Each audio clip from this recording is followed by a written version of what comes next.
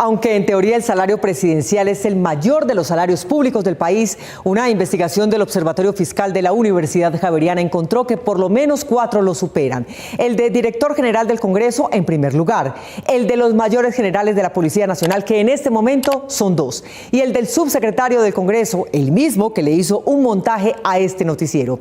Como técnicamente estos salarios superan la norma general, la función pública plantea la necesidad de una reforma. Aunque es de público conocimiento el salario de cada empleado de planta del Estado por parte del Departamento de la Función Pública, no se tienen en cuenta asignaciones como primas, beneficios, bonificaciones y otros que cada entidad establece en su autonomía. Si esa remuneración alta está justificada o no es otro debate que tiene que dar el país. En algunos casos los funcionarios llegan a tener un sueldo mayor que el del presidente de la República, como lo reveló un nuevo informe del Observatorio Fiscal de la Universidad Javeriana, en el que se evidencia que hay cargos públicos donde el sueldo incluso supera los 80 millones de pesos al mes. Incluso si sumamos las prestaciones y sumamos también, por ejemplo, indemnizaciones por vacaciones no prestadas, encontramos funcionarios, cargos públicos que tienen una remuneración mensual de hasta 300 millones de pesos. Según las cifras recopiladas en las entidades públicas y el Ministerio de Hacienda, sin tener en cuenta a los trabajadores por prestación de servicios,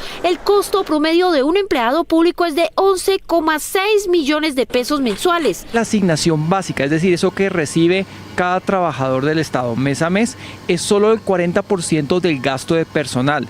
El resto son cosas como, por ejemplo, primas, bonificaciones, indemnizaciones. Es decir, que el costo real de la contratación de un empleado público es mucho más grande. Por lo que se sugiere una reforma al sector público que optimice los recursos y reduzca el número de grados con los que se asignan los salarios. Por ejemplo, tenemos varios niveles: profesional, técnico, asistencial, directivo y 28 cargos. Eso es absurdo, y eso que antes eran más. Entonces, otra de las cosas que proponemos este informe es reducir el número de grados para que sea mucho más clara cómo es la remuneración de los funcionarios. El director de la Función Pública, César Manrique, dijo en Noticias 1 que no se descarta una reforma al sector público, la cual incluso se podría hacer por decreto. Por lo menos la discusión del empleo público, si vamos a tener unos buenos aciertos y vamos a tener unos buenos desarrollos, que se puede hacer inclusive por decreto. Pero de cualquier manera, nosotros sí creemos que hay que hacer un gran debate nacional. Dentro de los ajustes planteados estaría la actualización de las normas para el concurso de aspirantes a cargos de planta del Estado. Debemos de formular una nueva mirada de esos concursos, cuáles son los servidores y servidoras públicas que requiere el Estado colombiano para la misionalidad y el cumplimiento eficiente de sus servicios. Este año se presupuestaron 60 millones de pesos para cerca de 700.000 empleados públicos. El presidente del Senado dice que la guerra en Arauca ya tiene prácticamente los mismos muertos que la de Ucrania. En la primera, desde que se inició este gobierno, van 700 muertos y en Ucrania ya son también 700.000. Llegó el momento de Top Secret, la vida secreta de los famosos.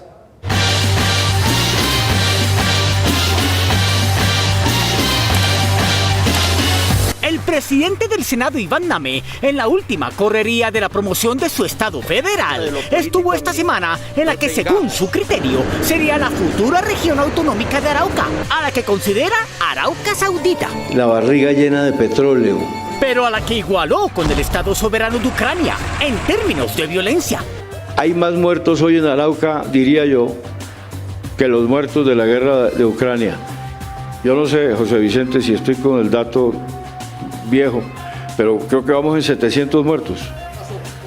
Ya pasó. Al 1 de mayo pasado, la estadística oficial muestra que habían muerto 469.840 rusos, a los que se deben sumar unos 250.000 ucranianos. Es decir, sí son como 700, pero 700.000. Ya pasó. El senador Name no quería fallar en el dato y por eso repasó a sus fuentes. Durante el gobierno o el año, 700 muertos más que en la guerra de Europa. Eso, 700.000. Perdonen si he volado un poco en la imaginación. No estamos en una posesión cualquiera, estamos en la posesión de Nayib Bukele, el presidente de El Salvador, uno de los países más seguros del mundo. Pues no. resulta que la seguridad es medida por el Global Peace Index y este tiene a El Salvador en el puesto 122, 18 puestos mejor que Colombia, pero a 112 puestos de los 10 primeros. Uno de los países más seguros del mundo. Se podría decir que sí. El Salvador hace parte de los 122 países más seguros del mundo. Hoy, El Salvador no es el mismo país de hace 5 años. Por eso es entendible la felicidad de los salvadoreños. Hoy, junto a otros jefes de estados, celebran la posesión de este gran presidente. Los jefes de estado presentes en el video del youtuber senador eran sus vecinos de Costa Rica y Honduras, el presidente de Paraguay, Milei, el de Argentina, y el rey Felipe VI, que lo visitó, a pesar de las quejas que su país y toda Europa han formulado por la falta de garantías a la libertad individual y a la de prensa en El Salvador. Estar en esta posesión presidencial de Nayib Bukele es bastante emocionante. Revisamos los videos y documentos de la posesión presidencial, pero no encontramos entre los invitados al senador Pulido. De hecho, en el video se le ve a él tomando bus, montado en el platón de una camioneta y flotando en las calles de San Salvador. Lo que hoy El Salvador tiene, lo que Colombia tanto necesita. Las tomas de fondo de sus presentaciones están proyectadas en una pantalla, como se evidencia en varias escenas. Lo que Colombia tanto necesita y desea, seguridad. A esta hora, la registraduría mexicana cuenta los votos que le darían el triunfo a Claudia Sheinbaum, pero como dato menor en los detalles de la primera presidenta de México, se ha quedado de último su condición de cuñada del hijo del Nobel de Literatura Gabriel García Márquez, pues su hermana Adriana está casada con el productor cinematográfico Rodrigo García Barcha. Los papás de la presidenta comparten nietas con nuestro Nobel, 2 niñas, Inés e Isabel García Sheinbaum. Estén pendientes, volveremos con más confidenciales de ataque en Top Secret. Aunque las autoridades colombianas no han expedido ninguna licencia para la explotación de coltán, hace por lo menos 3 años que 2 empresas chinas están recibiendo exportaciones periódicas de otras 2 empresas colombianas que simplemente lo recolectan ilegalmente en el Parque Puinahuay en Bichada. ¿Qué tal esto?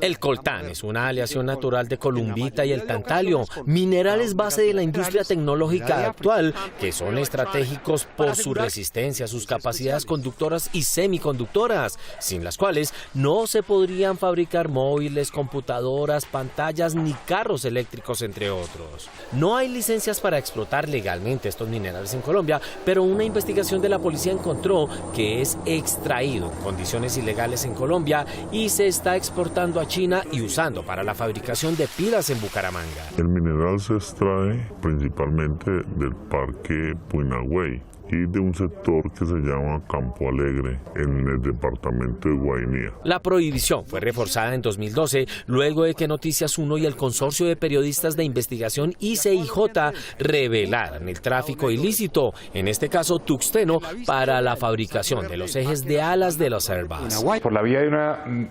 normatividad supranacional, de carácter andino, porque este mismo problema existe en Perú, existe en Ecuador, podamos darle a nuestra fuerza pública la capacidad de destrucción de maquinaria y equipo e incautación in situ. Pero a pesar de la prohibición, el mineral ilegalmente recolectado en el Parque Nacional Natural Puinahuay, se estableció una estructura empresarial para recoger en Guainía el coltán que los chinos compran. Ahí en Cumaribo hay otras personas que trabajan para estas empresas y ya tienen la documentación lista para darle la apariencia de legalidad al mineral. Según la investigación de la policía, las empresas Camabe, Caneos y Colbattery utilizaban estas solicitudes de legalización de minería tradicional, títulos mineros que desde hace varios años se encuentran archivados y otros documentos falsos, además de trámites de exportación ante la DIAN para legalizar el coltán. Luego de presentar la documentación, el llamado oro azul sigue su ruta hacia Puerto Gaitán, luego a Puerto López y finalmente a Villavicencio, donde el mineral es enviado en tractomulas a un centro de acopio en Bogotá. En esta bodega ubicada en la localidad de Santa Fe, aquí en el centro de Bogotá, llegaba el coltán que era almacenado, se limpiaba, se alistaba y era enviado principalmente al puerto de Buenaventura, desde donde salía con destino a China. En el puerto de Buenaventura logramos establecer durante la investigación que salieron 11 exportaciones por el puerto de Agua Dulce de Hong Kong en China. Según la Policía de Carabineros encargada de combatir la minería ilegal, el kilo de coltán se compra ilícitamente en 20.000 pesos en el Bichada. En Bogotá, ya con apariencia de legalidad, aumenta su valor a 100.000 y se vende en el exterior en 1 millón de pesos. Pudo establecer, de acuerdo a la investigación, que esta empresa Camave realizó desde el año 2020 al año 2023 más de 330 toneladas de este mineral hacia China. Dentro de la investigación que permitió desarticular esta organización dedicada a la explotación ilícita de coltán y su posterior exportación a Hong Kong, específicamente a las compañías Hypo Resource Limited y Halo Moon Limited, fueron vinculadas 10 personas, de las cuales 6 fueron capturadas y 4 se encuentran prófugas de la justicia.